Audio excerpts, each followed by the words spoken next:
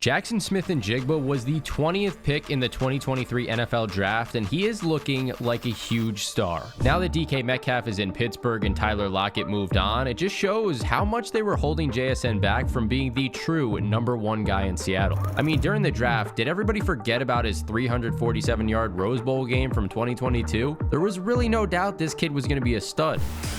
Gino will put it up top. Twisting, what a catch! Jaxon Smith-Njigba. But what happened to the 19 players drafted before him? Some of them are solid for sure, and others are already riding the bench. So which teams hit it out of the park, and which teams would love to rewind the clock and take JSN? Let's take a look. Up first is Bryce Young, and I can't really hate on him because at the time of recording this video, the Panthers have a positive record. But I would be lying if I didn't say his passing game still needs a lot of improvement. I will admit though, the Panthers are looking a lot better throughout the first half of the 2025 season, and it's already been a career high in wins for Young, which is great news. He's got a shuffle, steps up, throws, wide open man is Dowdle, and he's gonna take it to the end zone. But man, it has been a journey to get here. As the first overall pick out of Alabama in 2023, Young was supposed to be the franchise savior. And when he was introduced at the press conference, he was all smiles. But his rookie year, that did not make Panthers fans smile. And 2024 just got worse. He was benched after a Week 2 loss to the Chargers, and things were not looking good for him at all. But in Week 8, he managed to reclaim his job and ended the year looking great. 7 touchdowns and 0 interceptions through the final 3 games gave Panthers fans hope heading into the 2025 season. Fast forward to right now, and let's just say he's doing enough to win. Seeing how the Panthers' schedule isn't insanely difficult for the rest of the year, we could easily be looking at a team that goes positive for the first time since 2017. CJ Stroud is a weird one because he had one of those rookie seasons that makes you wonder if he's even human, and now in year 3, we're all just kind of confused.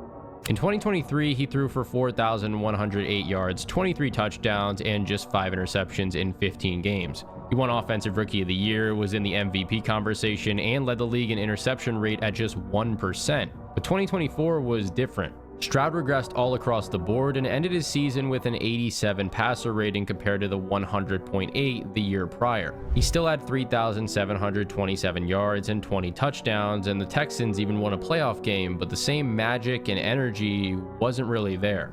And don't get me wrong, there were more than a few factors that played into this. Texans had a terrible offensive line, Tank Dell tore his knee to shreds, Stephon Diggs did the same, and Nico Collins was dealing with a hamstring injury for a chunk of the year. But Stroud also struggled to escape pressure, and weirdly, his drop-off kind of coincided with that viral clip of him giving Caleb Williams advice. Maybe he just jinxed himself. In 2025, things are still looking a little bumpy. The Texans are struggling early on, but Stroud's put up over 1,700 yards and 11 touchdowns with only 5 interceptions. In Week 5, he torched the Ravens, going 23 of 27 for 244 yards and 4 scores to win AFC Offensive Player of the Week. He even showed off his wheels in that game. Steps up, he's gonna run, first down. Stroud's got more. Stroud still going down the sideline. The talent is definitely there, but for a team that a lot of people were high on not so long ago, it's starting to feel like something is missing here. And I gotta be honest with you guys, I can't stand watching this team play football. Half the time it feels like Stroud is sacked before you even blink when they're on offense, and if it weren't for their defense being ranked #1 at the time of recording this video, this team might have 2 wins. Speaking of the Texans defense, the one thing the Texans are not missing is a dominant pass rusher. Will Anderson Jr. is already one of the best in football. In fact, before the 2025 season even began, ESPN ranked him 8th in the league. Just like Stroud's rookie year, you could see Anderson was going to be awesome right from the jump. He won Defensive Rookie of the Year in 2023 with 7 sacks and 22 quarterback hits, and in 2024 he followed that up with 11 sacks and dominated in the playoffs with 3.5 more. He's a leader, first and foremost. Every single play he gonna give you 100%. He never take a play off, he never take no time off. Without him, we wouldn't be where we was at right now. If he stays healthy this year, he's on track for another huge season. Already in 2025, he's got 6 sacks in his first 8 games, and he's returned a fumble for a touchdown. As for Anthony Richardson, let's just say things are not quite looking so good for him. He's lost his starting job to Daniel Jones, and unlucky for him, Jones has been killing it. I mean, who could have saw that coming? Richardson's whole career has just been a mess so far though. In 2023, he played just 4 games before injury shut him down. Then 2024 was a roller coaster, and he only played 11 games total. Richardson was highly inaccurate when he was on the field and threw more interceptions than touchdowns. I mean, he hasn't even started a full season's worth of games yet, and it's looking like he won't get another chance to for quite a while. But this next pick was a lot better, because Devon Witherspoon really started off hot and hasn't looked back.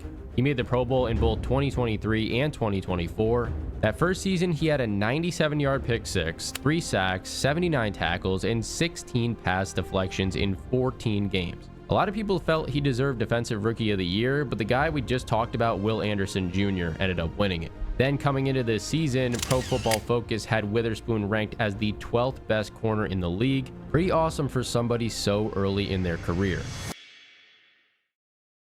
And then we have Paris Johnson Jr., who was an All-American at Ohio State, and we're starting to see why. He wasn't bad in 2023, but in 2024, he really stepped up his game. Pro Football Focus ranked him as the 12th best tackle last year. He gave up 4 sacks all season long. He has the size, technique, and consistency to become elite, so it's going to be interesting to see how he does over the rest of this season. But you've got to feel like the Cardinals got exactly what they needed here. Now the big problem in Arizona is the whole Kyler Murray situation. On the other hand, Tyree Wilson has not looked so good. In 2023, he had 8 quarterback hits and 3.5 sacks. In 2024, that crept up to 10 quarterback hits and 4.5 sacks, which isn't really great for a top 10 pick. The window to prove himself will not last forever, so he needs to really show up this year. The trouble is, he's only started once over the first 9 weeks of the season. Also, the Raiders defense is bottom 10 in the league, so yikes. Speaking of showing up, Bijan Robinson is off to an insane start in 2025, and Saquon Barkley called this one. He hit the nail on the head here. He said he was going to be the next back to explode. I think Bijan's the next great one. And man, was he right. But to be honest, Bijan has been awesome since he's entered the league. In 2023, he had 1,463 yards from scrimmage and 8 touchdowns. Then in 2024, he had another awesome year with 1,887 yards from scrimmage and 15 touchdowns. Capped off 2024 with 170 rushing yards and 2 scores against the Panthers. Handoff, Robinson, trying to cut it to the outside. He's got the angle, touchdown! Now in 2025, he's already passed 1,000 yards from scrimmage in 8 games, including 2 100-yard receiving performances. Early. Penix will throw it. In stride, Robinson! Bijan Robinson! When the Falcons beat the Bills, he had 170 rushing, a touchdown, and 68 receiving. The guy is just the ultimate weapon. In fact, it's looking like another awesome year for running backs in general, with him, Jonathan Taylor, Jahmyr Gibbs, and Christian McCaffrey all lighting it up on a regular basis. At pick 9, we've got Jalen Carter, who might be the most disruptive young defensive tackle in the NFL. In 2023, he finished second in Defensive Rookie of the Year voting, followed that up in 2024 with a Pro Bowl nod and a second-team All-Pro appearance. A lot of the time, the stats don't really show how often he wrecks plays, but man, he dominated in the playoffs last season with those 2 huge sacks against the Rams. 2025 didn't exactly start the way fans wanted. I mean, he was ejected in the season opener for spitting on Dak Prescott. But over the early part of the season, he's still getting double teamed and making life hell for quarterbacks. Moving on to pick 10, we've got Darnell Wright. He had some penalties in 2025, but otherwise he has been pretty steady, even earning a place on the Pro Football Focus Team of the Week in week number 9. If he keeps playing like this, it might be the first year that he makes the Pro Bowl, and there's really not much more to say about him right now. Next up is Peter Skoronski, who was an All-American left tackle at Northwestern, but the Titans moved him to guard after drafting him. That's a pretty tough adjustment for a rookie to make, but Pro Football Focus ranked him as the 20th best guard in the league heading into 2025, so I'd say he's doing a pretty good job. Now that he's fully settled at guard, he's starting to improve, which is exactly what you want to see from a guy like this. Unfortunately for him, he's on one of the worst teams in football, and wins are extremely hard to come by. Give him a few more years though, and hopefully the Titans can rebuild into a decent team again. Number 12 was Jahmyr Gibbs, and what's there really to say here? You guys love the video we did on him, and it's easy to see why. On first down, Jahmyr Gibbs with an opening, and Gibbs with great speed down the 2023, he teamed up with David Montgomery as Detroit's Sonic and Knuckles backfield. Then in 2024, Gibbs made his second straight Pro Bowl and set a franchise record with 20 total touchdowns. And by the way, that was also the most in the NFL that year. He did start slow in 2025, but bounced back very quickly, and in Week 7 against Tampa Bay, he exploded for 218 yards from scrimmage and 2 touchdowns. I feel like he's just not getting the ball quite enough this year. I don't know what it is. Certain games, he gets the ball a ton. Certain games, they got to really game plan to get him the ball more, in my opinion. But he's got the speed, the vision, the hands, and when Detroit's offense is rolling, Gibbs is easily one of the top 5 running backs in the league. This turned out to be one of the best picks in the draft, even if fans didn't see it that way at the time. At pick 13, the Packers traded up with the Jets to grab Lukas Van Ness, and so far he's shown flashes, but overall you've got to think they were hoping for a lot more. In 2023, he had 32 tackles and 4 sacks. Trouble again. Van Ness chasing him and he got him down. In 2024, he had 33 tackles and just 3 sacks. And unfortunately, this season, he's only playing about 30% of the snaps. Van Ness was solid at Iowa, but his skill set hasn't really translated very well so far in the NFL. When you think about how the Packers could have paired JSN with Jordan Love, this is one of those picks where you think, what if they didn't go with Van Ness? Then there's Broderick Jones, who won 2 national titles at Georgia. In 2024, PFF ranked him 97th out of 140 tackles, which is not what you want to see from a first rounder. He's now starting at left tackle, but his 2025 opener against the Jets did not go well at all. He allowed constant pressure, had poor footwork, and looked out of place in the run game. Sports Illustrated even ran a piece predicting when he would be benched. But since then, he's picked it up a little bit. He even held up well versus Myles Garrett in Week 6 and did not allow a single sack in that game, which has got to give him a lot of confidence. The Steelers line looks better this year, but overall, Jones still has a lot to prove.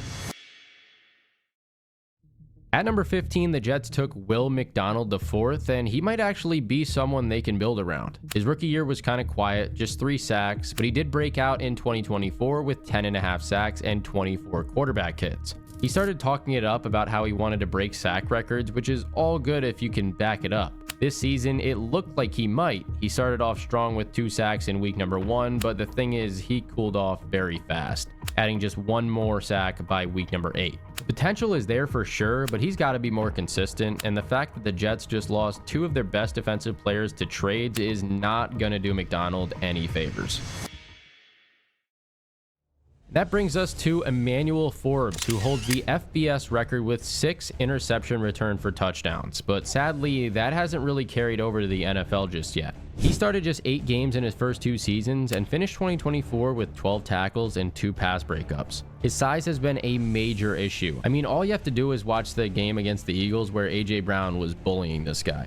Washington cut him in late 2024, the Rams picked him up, and he's actually shown flashes in LA, including a big Week 9 game against the Saints this season with 3 pass deflections and an interception.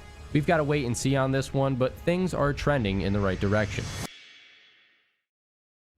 On the flip side, Christian Gonzalez has looked the whole time like one of the best defenders on a Patriots team that has found new life. His rookie year ended early with a shoulder injury, but in 2024, he bounced back with 59 tackles, 11 pass breakups, 2 interceptions, and a fumble return for a touchdown. He even cracked the NFL's top 100 for the first time.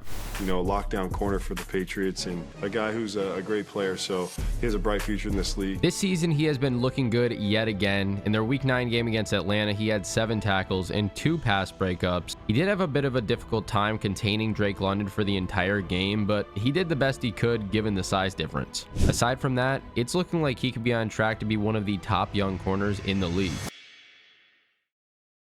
And another player who's lighting it up is Jack Campbell. The Lions love this guy. He plays fast, and it's hard to ignore just how good he is. This pick was kind of doubted at the time, especially how well their other rookies Gibbs, Laporta, and Branch looked, but Campbell held his own. In 2023, he had 95 tackles and 2 sacks, and in 2024, he started every game and racked up 131 tackles. Now in 2025, he's taken another big leap. 73 tackles and 4 sacks over 8 games. If he keeps up this pace, he might make one of the All-Pro teams.